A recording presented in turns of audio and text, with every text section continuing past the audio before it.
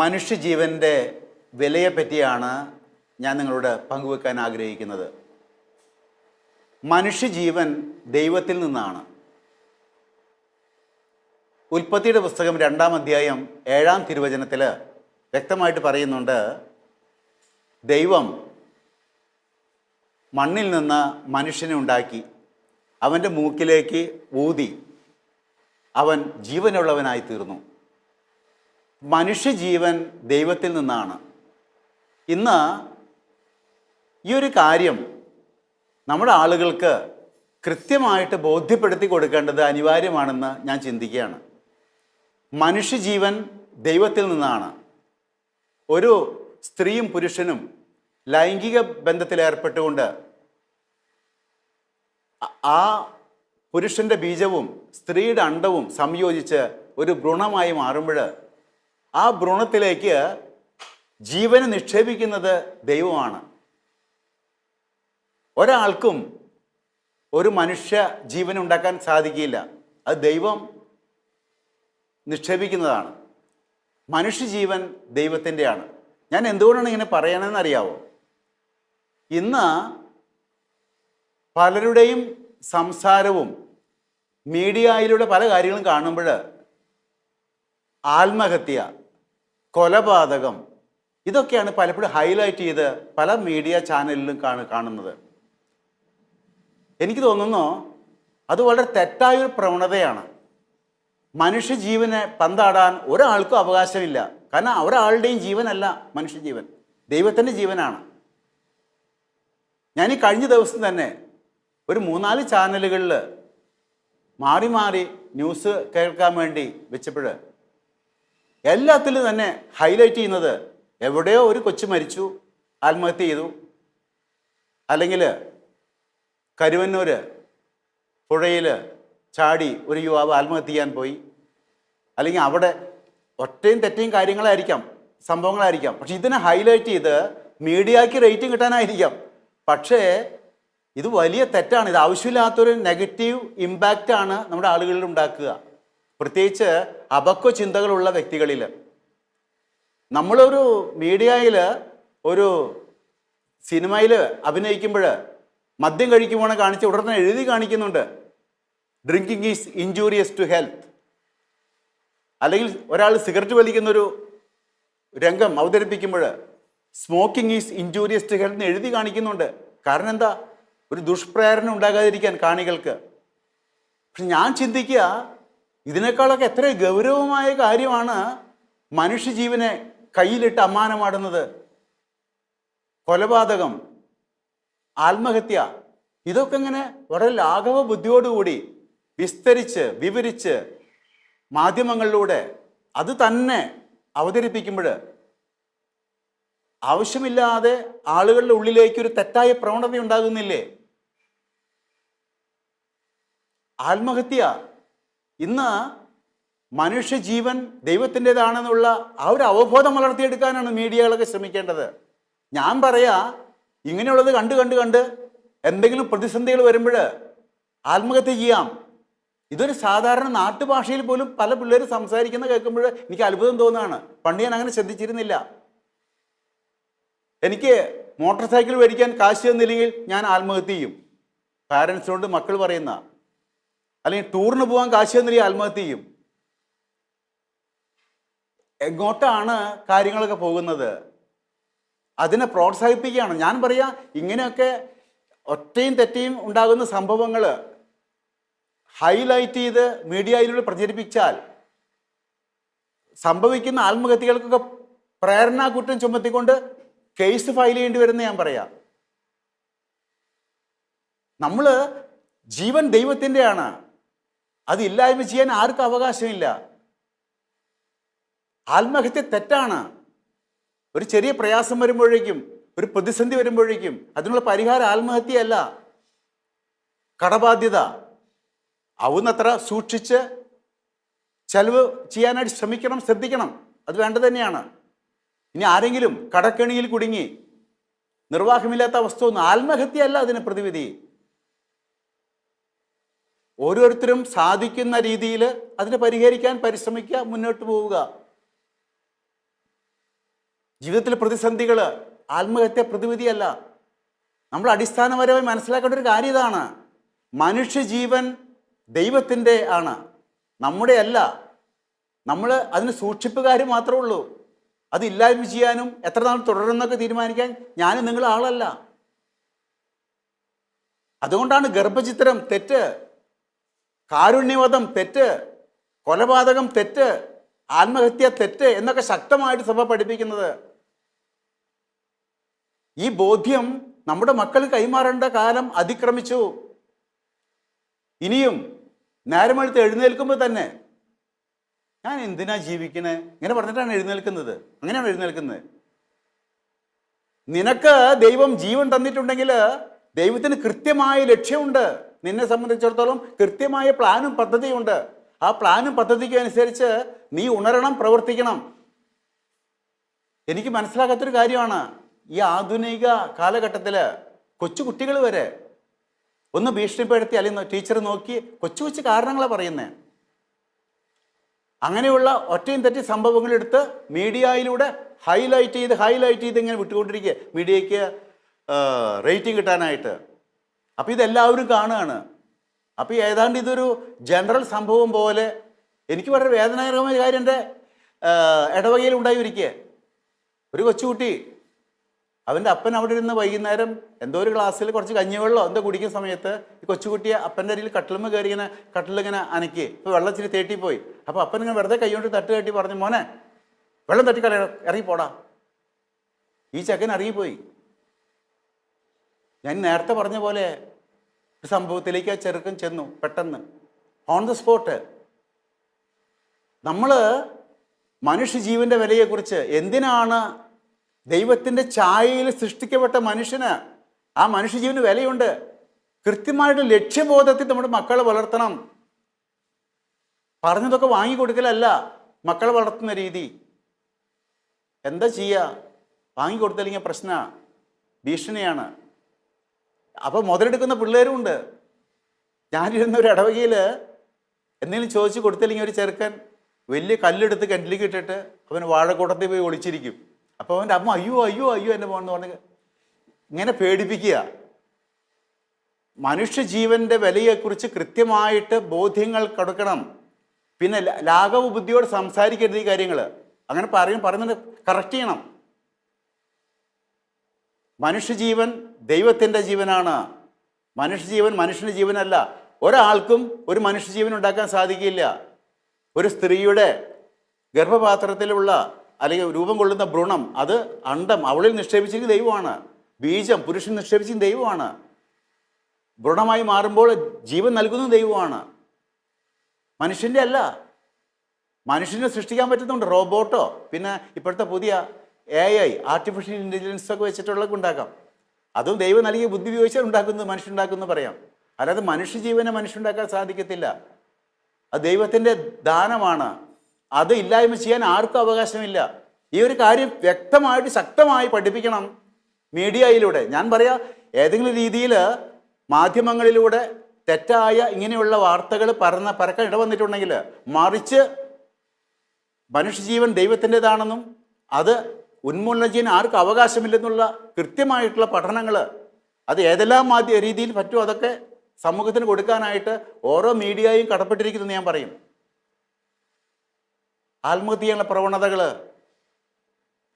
അതിൻ്റെയൊക്കെ അടിസ്ഥാനം ദൈവിക ചിന്തയിലുള്ള കുറവ്, ലക്ഷ്യബോധമില്ലായ്മ ജീവിതത്തിൽ, പിന്നെ നിസ്സാരവൽക്കരിക്കുക. ജീവൻ ഇല്ലായ്മ ചെയ്യുന്നതൊന്നും വലിയ പ്രശ്നമില്ലാത്ത രീതിയിൽ നിസ്സാരവൽക്കരിച്ചുകൊണ്ടുള്ള സംഭാഷണങ്ങൾ, അത് നോവലോ കഥകളോ എന്തൊക്കെ ആണെങ്കിലും ഇതിലൂടെയൊക്കെ വന്നിട്ടുണ്ടെങ്കിൽ അതൊക്കെ അപകടം. അപ്പം അതുകൊണ്ട് ഞാൻ ഈ കാര്യം തന്നെ തിരിച്ചും മറിച്ചും പറയുന്നത് അതിൻ്റെ ഗൗരവം മനസ്സിലാക്കിക്കൊണ്ടാണ്. ഇന്നത്തെ ആധുനിക കാലഘട്ടത്തിലുള്ള ഇതിൻ്റെ ഗൗരവം മനസ്സിലാക്കിക്കൊണ്ടാണ്. മനുഷ്യജീവൻ്റെ വിലയെക്കുറിച്ച് കൃത്യമായിട്ട് ബോധ്യമുള്ളവരായി മാറണം ആധുനിക തലമുറ. ഒരാളെ കൊല്ലാൻ ഒരു മടിയില്ല, ആത്മഹത്യ ചെയ്യാൻ ഒരു മടിയില്ല. ആ ഒരു രീതിയിലേക്ക് മനുഷ്യ മനസ്സുകളെ കൊണ്ടുവരരുത്. മറിച്ച് ദൈവത്തിൻ്റെ ദാനമാണ് മനുഷ്യജീവൻ. ദൈവത്തിൻ്റെ ഛായയിൽ സൃഷ്ടിക്കപ്പെട്ടിട്ടുള്ളവനാണ് മനുഷ്യൻ. ദൈവം ഒരു മനുഷ്യനെ സൃഷ്ടിക്കുന്നുണ്ടെങ്കിൽ കൃത്യമായ ലക്ഷ്യമുണ്ട് എന്നുള്ള കാര്യവും മനുഷ്യ മനസ്സുകൾ ഉറപ്പിച്ചു കൊടുക്കാനായിട്ട്, മതങ്ങൾക്കൊക്കെ അതീതമായിട്ട് എല്ലാ മനുഷ്യരും ഉറപ്പിച്ചു കൊടുക്കാനായിട്ട് നമുക്ക് കടമയുണ്ടെന്നാണ് ഞാൻ ചിന്തിക്കുക. ഞാൻ ഒരു ഇല്ലസ്ട്രേഷൻ വായിച്ചു, എനിക്കത് ഭയങ്കര ഇഷ്ടപ്പെട്ടു. എന്താണെന്നറിയാവോ? ഒരു ഭ്രാന്താശുപത്രിയാണ് അതിൽ ചിത്രീകരിച്ചിരിക്കുന്നത്. ഒരു 3 നിലയുള്ള ഭ്രാന്താശുപത്രി. ആ ഭ്രാന്താശുപത്രിയുടെ വരാന്തയിലൂടെ ഭ്രാന്തന്മാർ അങ്ങോട്ടും ഇങ്ങോട്ടും നടക്കുന്നുണ്ട്. അപ്പോൾ ഏറ്റവും മുകളിലത്തെ നിലയിൽ, 3-ാം നിലയുടെ മുകളിൽ നിൽക്കുന്ന ഒരു ഭ്രാന്തന് തോന്നി, താഴേക്ക് നോക്കിയപ്പോൾ മുറ്റത്ത് ഈ വേസ്റ്റൊക്കെ ഇടുന്നൊരു വട്ടത്തിലൊരു പാത്രം ഇരിക്കുന്നു. അപ്പോൾ ആ ഭ്രാന്തനൊരു ചിന്ത വന്നു, ഞാൻ ഇവിടുന്ന് ചാടിയാൽ കൃത്യം ആ വേസ്റ്റ് ബോക്സിൽ തന്നെ കറക്റ്റ് വീഴാൻ എന്നെ കൊണ്ട് കൂട്ടിയാൽ കൂടുമോ? ഒരു ചിന്ത. ഇത് ഒരു കഥയായതുകൊണ്ട് നടന്നാവാൻ സാധ്യതയില്ല. ഒരു ഇല്ലസ്ട്രേഷൻ ഞാൻ വായിച്ചതാണ്. അവൻ അവിടുന്ന് എടുത്ത് ചാടി. അവൻ ഉന്നം തെറ്റിയില്ല. കൃത്യം ഈ വേസ്റ്റ് ബാസ്ക്കറ്റിൽ തല കീഴോട്ടും കാല് മേപ്പോട്ടായിട്ട് വന്ന് വീണ് കിടക്കുകയാണ് മുകളിൽ നിന്ന്. അപ്പോൾ താഴെ 2-ാം നിലയിലും 1-ാം നിലയിലും ഭ്രാന്തന്മാരിങ്ങനെ നടക്കുന്നുണ്ട് അങ്ങോട്ടും ഇങ്ങോട്ടും. അപ്പോൾ ഏറ്റവും താഴത്തെ നിലയിൽ നടക്കുന്ന ഭ്രാന്തൻ നോക്കിയപ്പോൾ വേസ്റ്റ് ബോക്സിൽ ഒരു മനുഷ്യൻ തല കുത്തി കിടക്കുന്നു. മുകളിൽ നിന്നാണ് വന്നിരുന്നവന് മനസ്സിലായി.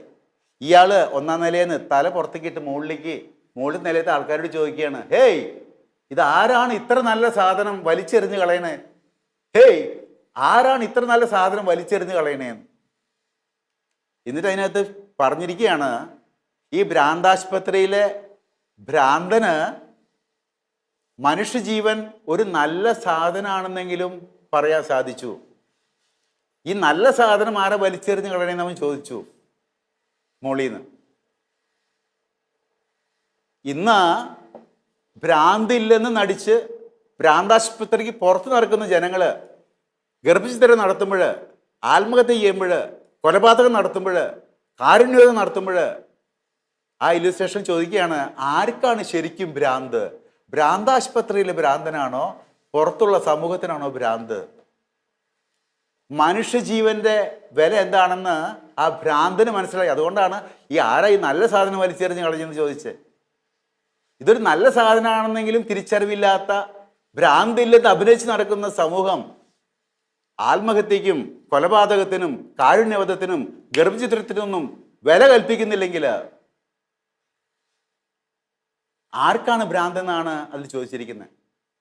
നമ്മൾ ചിന്തിപ്പിക്കുന്ന ഒരു വിവരണമാണ് അത്. ശരിക്കും നമുക്ക്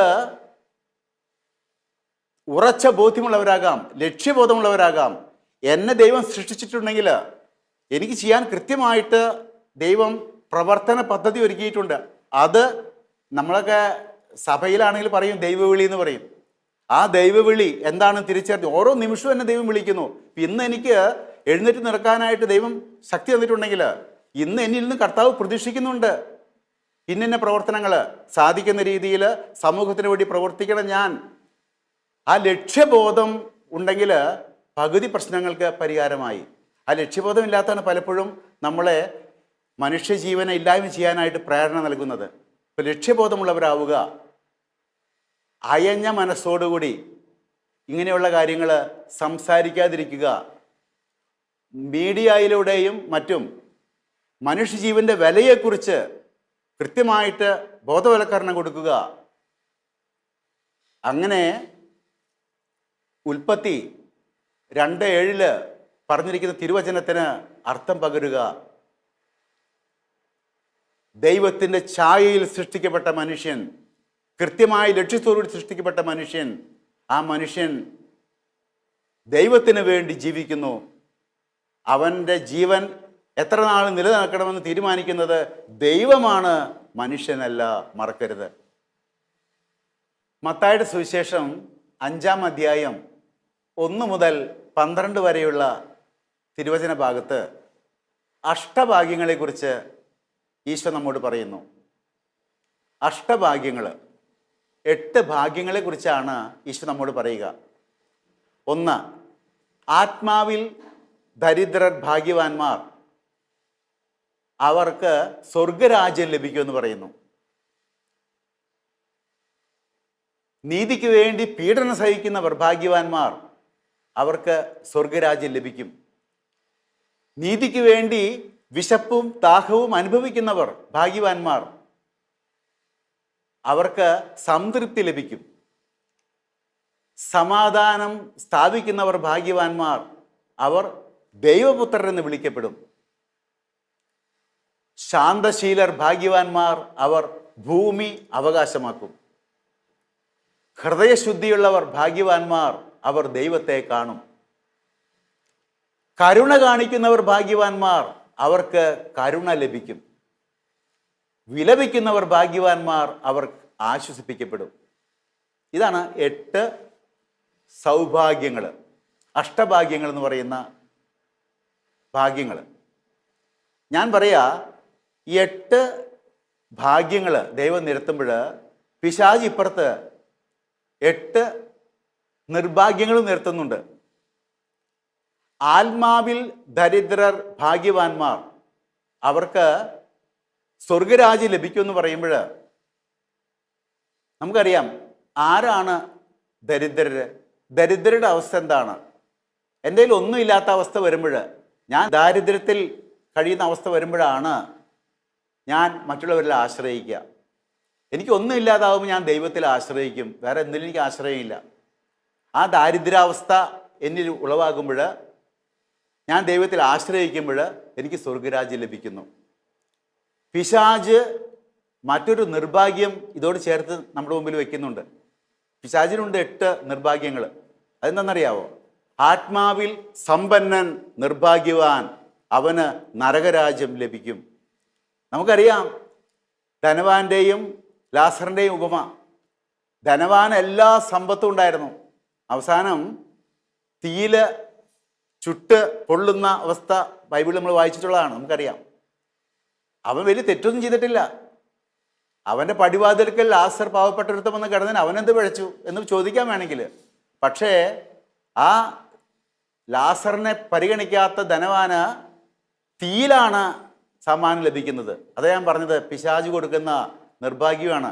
ആത്മാവിൽ സമ്പന്നൻ നിർഭാഗ്യവാൻ, അവന് നരകരാജ്യം ലഭിക്കും. അതുപോലെ അനീതിക്ക് വേണ്ടി പീഡനം സഹിക്കുന്നവര് നിർഭാഗ്യവാന്മാരാണ്, അവർക്കും നരകം തന്നെയാണ് കിട്ടുക. നീതിക്ക് വേണ്ടി പീഡനം സഹിച്ചാലാണ് സ്വർഗം ലഭിക്കുക. ഇനിയും നീതിക്ക് വേണ്ടി വിശപ്പും ദാഹവും അനുഭവിക്കുന്നവരാണ്, അവർക്കാണ് സംതൃപ്തി ലഭിക്കുക എന്ന് അഷ്ടഭാഗ്യങ്ങൾ പറയുന്നുണ്ട്. നീതിക്ക് വേണ്ടി വിശപ്പും ദാഹവും അനുഭവിക്കണം. പലപ്പോഴും നമ്മുടെ ഒരു കടയിൽ ചെന്നിട്ട് 1 കിലോ ഉരുളൻകിഴങ്ങ് മേടിക്കുന്നു. ആ ഒരു തട്ടിൽ ഉരുളൻകിഴങ്ങ് 1 കിലോ ഇട്ടിട്ട് 1 കിലോയുടെ കട്ടി അടുത്ത ത്രാസിൽ തട്ടിൽ വെച്ചിട്ട് വിരലുകൊണ്ട് ഉരുളൻകിഴങ്ങ് ഇട്ട ഭാഗത്തൊരു അമർത്തുകൂടി അമർത്തുമ്പോഴാണ് സൂചി നേരെ വരുന്നത്. അവിടെ 1 കിലോ ഉരുളൻകിഴങ്ങ് ഇല്ല. അവിടെ അനീതിക്ക് വേണ്ടിയുള്ള വിശപ്പും ദാഹമാണ്, നീതിക്ക് വേണ്ടിയുള്ള വിശപ്പും ദാഹവുമല്ല. അവിടെ സംതൃപ്തിയല്ല ലഭിക്കുക, അസംതൃപ്തി ആയിരിക്കും ലഭിക്കുക. അതാണ് പിശാച് നിരത്തുന്ന നിർഭാഗ്യം. ഇനിയും സമാധാനം സ്ഥാപിക്കുന്നവർക്കാണ് ദൈവപുത്രർ എന്നുള്ള പേര് ലഭിക്കുക. ചില ആൾക്കാരുണ്ട്, എവിടെ ചെന്നാലും അവിടുത്തെ സമാധാനം കളയും. അത് ഇടവക യോഗത്തിലാണെങ്കിലും രൂപത പാസ്റ്റർ കൗൺസിലാണെങ്കിലും ആഗോള സഭയിലാണെങ്കിലും വീടുകളിലാണെങ്കിലും അവർ വന്നാൽ സമാധാനം കളയും. സമാധാനം സ്ഥാപിക്കുന്നവർ ദൈവപുത്രന്മാരെന്ന് വിളിക്കപ്പെടും. സമാധാനം കളയുന്നവർ, അവരെ ഞാൻ വിളിക്കുക സാത്താൻ്റെ സന്തതികൾ. സാത്താൻ്റെ സന്തതികൾ, ദൈവപുത്രരല്ല, സാത്താൻ്റെ സന്തതികൾ. അങ്ങനെയുണ്ട്. ഒരു വ്യക്തി വന്നാൽ അപ്പോൾ ആ വ്യക്തിയുടെ തല കണ്ട അവിടെ സമാധാനം ഇല്ലാണ്ടാവും. നമ്മൾ അങ്ങനെ ആകരുത്. അത് പിശാചിൻ്റെ നിർഭാഗ്യത്തിന് ഉടമകളാകരുത് നമ്മൾ. ഇനിയും ശാന്തശീലർ ഭൂമി സ്വന്തമാക്കും. ശാന്തതയുണ്ടെങ്കിൽ ഈ ബിസിനസ്സിനൊക്കെ പ്രത്യേകം ശ്രദ്ധിക്കണം കേട്ടോ. ഞാനൊരാളറിയാം, ആൾ ഒരു മാസം കട അടച്ചിട്ട് കഴിഞ്ഞാൽ 1000 രൂപ ലാഭം കിട്ടും. എന്ന് പറഞ്ഞാൽ കട തുറന്നാൽ അയാളുടെ പെരുമാറ്റം കൊണ്ട് ലാഭം കിട്ടില്ലെന്നല്ല, 10,000 രൂപ നഷ്ടം വരും. അപ്പോൾ വെറുതെ കട അടച്ചിട്ടാ 1000 രൂപ ലാഭമാണ്. ശാന്തശീലർ ഭൂമി കൈവശമാക്കും. ശാന്തതയില്ലെങ്കിൽ, എടുത്തിയാട്ടക്കാരാണെങ്കിൽ ഉള്ള ഒരു തൊണ്ട് ഭൂമിയും കൂടി ഇല്ലാണ്ടാക്കും. അതാണ് പിശാച് കൊണ്ടുതരുന്ന നിർഭാഗ്യം. അതുപോലെ ഹൃദയശുദ്ധിയുള്ളവർ ദൈവത്തെ കാണും. ഹൃദയശുദ്ധി ഇല്ലാത്തവരാണെങ്കിൽ പിശാചിനെ കാണത്തുള്ളൂ ജീവിതത്തിൽ. മറ്റുള്ളവർക്ക് നോക്കുമ്പോൾ നമ്മൾ നല്ലവരായിരിക്കാം, പക്ഷെ നമ്മുടെ ഹൃദയശുദ്ധിയുള്ളവരായിരിക്കണം. അതുപോലെ കരുണ കാണിക്കുന്നവർ കരുണ ലഭിക്കും, വിലപിക്കുന്നവർക്ക് ആശ്വാസം ലഭിക്കും. ഇവിടെ വിലാപമൊന്നുമില്ല, സുഖമായിട്ട് ജീവിക്കുന്നവർക്ക് പിന്നെ ദുഃഖമായിരിക്കും. ഇവിടെ കരുണ കാണിക്കാതെ കാർക്കശ്യം പാലിക്കുന്നവർക്ക് പിന്നെ അവർക്ക് ഒരിക്കലും കരുണ ലഭിക്കില്ല, കാർക്കശ്യമായിരിക്കും ലഭിക്കും മറ്റൊരു ഭാഗത്തുനിന്നും. അപ്പം ഇങ്ങനെ നമ്മൾ അഷ്ടഭാഗ്യങ്ങൾക്ക് കൗണ്ടറായിട്ടുള്ള പിശാച് നിരത്തുന്ന കാര്യങ്ങളിലേക്ക് പോകാതെ ഈശോ ആവശ്യപ്പെടുന്ന അഷ്ടഭാഗ്യങ്ങൾക്കൊത്ത് ജീവിതം ക്രമീകരിച്ചുകൊണ്ട് ജീവിതത്തിൽ നേട്ടങ്ങൾ കൊയ്തെടുക്കാനായിട്ട് പരിശ്രമിക്കാം. ദൈവം നമ്മെ അനുഗ്രഹിക്കട്ടെ.